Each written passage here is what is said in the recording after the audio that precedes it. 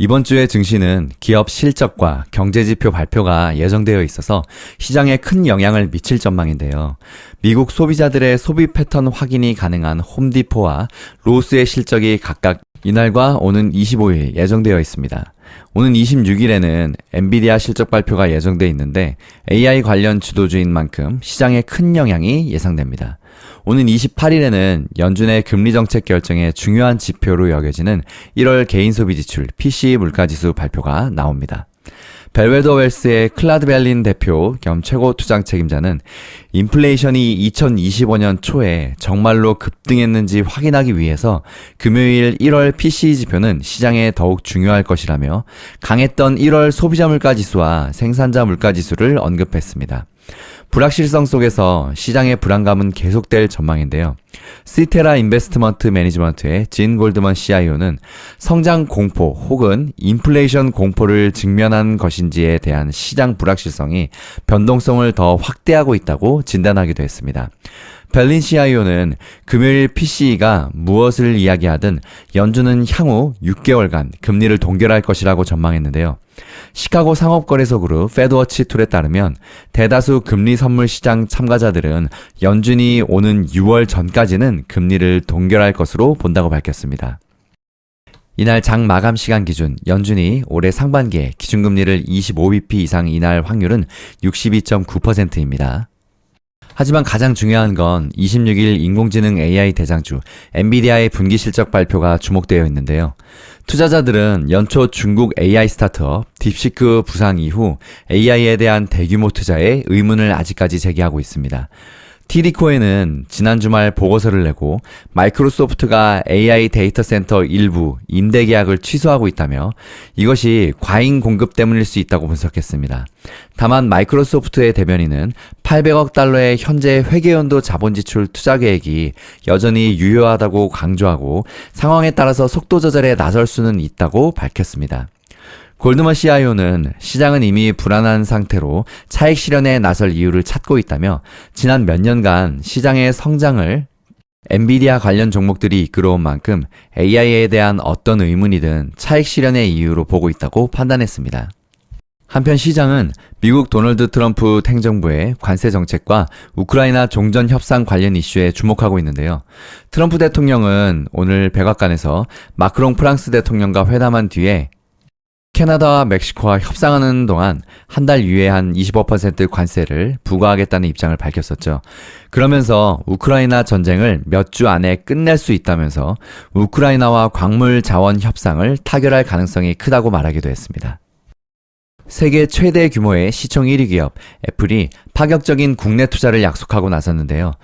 블룸버그 통신에 따르면 애플은 이날 성명을 통해서 앞으로 4년 동안 미국의 5천억 달러, 우리 돈으로 약 714조 원이라는 엄청난 돈 이상을 지출 혹은 투자할 계획이라고 밝혔습니다.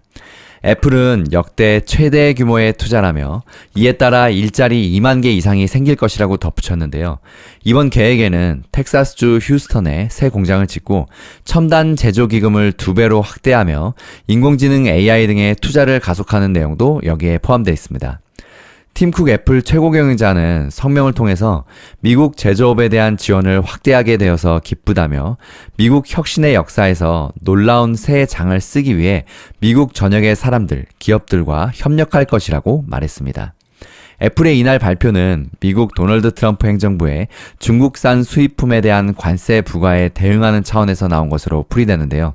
트럼프 행정부는 지난 4일 중국산 수입품에 10%의 추가 관세를 부과했는데 아이폰 등의 자사기기가 상당 부분을 중국에서 생산해서 다시 미국에 판매하는 애플로서는 이런 관세가 상당한 부담이 될 것으로 관측했습니다. 한편 월가의 대표 약세론자로 꼽히는 베리 베니스터 스티펠 수석 전략가가 미국 증시 급락 가능성을 경고하고 나섰습니다. 비즈니스 인사이더에 따르면 베니스터는 올해 미국 경제가 스태그플레이션 국면에 진입하는 과정에서 S&P 500 지수도 5,500까지 추락할 것이라고 강조했는데요. 이는 S&P 500 지수가 향후에 10% 이상 급락할 수 있음을 시사합니다. 베리 베니스터 전략가는 비즈니스 인사이더와의 인터뷰에서 미국 경제가 올해 하반기에 최악의 시나리오를 직면하게 될 것이라고 밝혔습니다. 그는 최근 발표되고 있는 경제 지표들이 인플레이션 반등과 경기 둔화를 시사하고 있다면서 트럼프 행정부의 정책으로 미국 경제가 하반기부터는 웬만한 스태그플레이션 상태로 접어들 가능성이 크다고 경고했습니다. 이어 상당수의 전문가들이 인플레이션이 미국 연방준비제도의 목표치인 2%로 떨어질 것으로 전망하고 있지만 이는 비현실적인 주장이라며 인플레이션이 2%로 돌아가기 위해서는 심각한 수준의 경기 침체가 와야 할 것이라고 분석했습니다. 또한 미국 경제가 스태그플레이션에 빠질 경우 올해 금리 인하도 물 건너갈 것이라며 올해 최대 3차례 금리 인하까지 전망하고 있는 투자은행들도 있지만 지금 상황에서는 단 한 차례도 어려울 것이라고 밝혔습니다. 베니스턴은 결국 연준이 물가부터 잡을지 경기부터 살릴지 고민해야 하는 진퇴양난에 빠질 것이라며 트럼프 행정부의 관세 정책이 경제에 미칠 영향을 감안했을 때 높은 금리가 더 오랫동안 유지될 가능성이 클 것이라고 강조했습니다. 이와 관련해서 세계적인 투자 전략가인 제레미 시겔 와튼스쿨 교수도 올해 미국 증시 강세장이 정체될 것으로 예상하며 S&P 500 지수의 10% 조정 시나리오가 갈수록 커지고 있다고 경고한 바가 있습니다. 월가에서는 이렇게 단기적으로 증시 조정은 불가피하다는 전망이 계속 나오고 있는데요.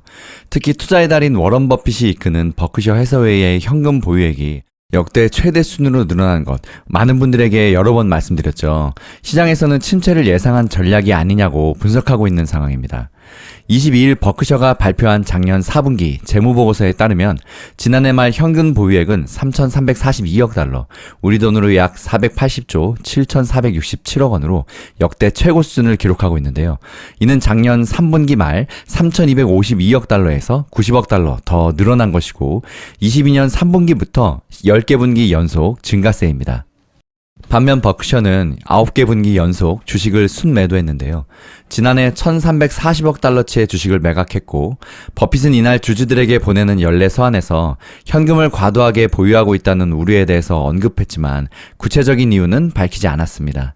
그는 회사 자금의 대부분이 여전히 공개 및 비공개 주식에 투자돼 있고 이 방침은 변하지 않을 것이라며 현금성 자산을 우량 기업의 소유보다 선호하는 일은 없을 것이라고 전했습니다. 이에 스테븐 아이네스 SPI 에셋 매니지먼트 대표는 한때 1970년대 유물로 치부됐었던 스태그플레이션 리스크가 다시 조용히 나타나기 시작했다고 시장 분위기를 전하기도 했습니다.